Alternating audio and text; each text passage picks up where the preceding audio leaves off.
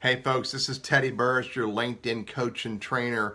And I'm going to tell you a quick little story that I hope you are never a part of. And then I'm going to give you 3 ways to make sure you're never a part of this story. You ready? Here's the story. A guy calls me up this morning and says his LinkedIn account has been permanently suspended. Permanently suspended really means you're not getting it back. For all intents and purposes, his LinkedIn account has gone away. And here's what happened. It really wasn't completely his fault.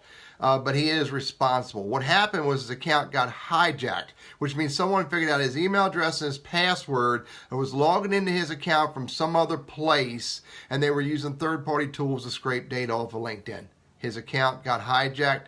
Now, the reason his account got hijacked is because he didn't apply these 3 processes that I'm going to share with you right now. Process number 1.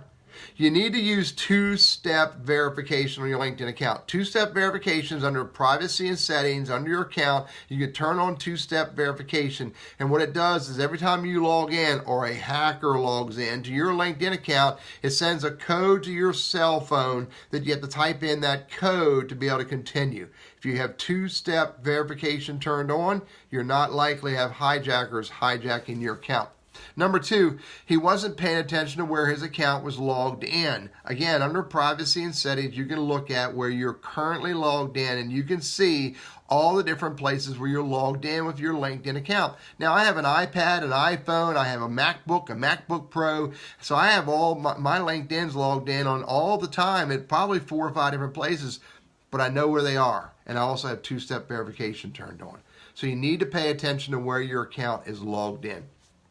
Number 3, you need to pay attention to the email that LinkedIn sends you. So your email address that you're using as your primary email address should be one that you're paying attention to, paying serious attention to. So I recommend that you don't use some subscription email address or whatever.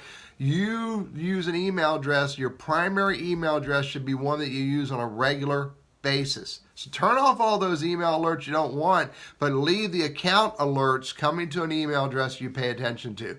Folks, I'm telling you right now, if you don't want to lose your LinkedIn account to some hacker who inappropriately uses your account and gets it permanently suspended, do these 3 things.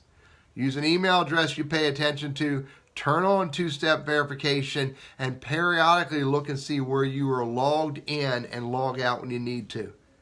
I hope this is helpful to you. I hope you are never a character in this horrible story.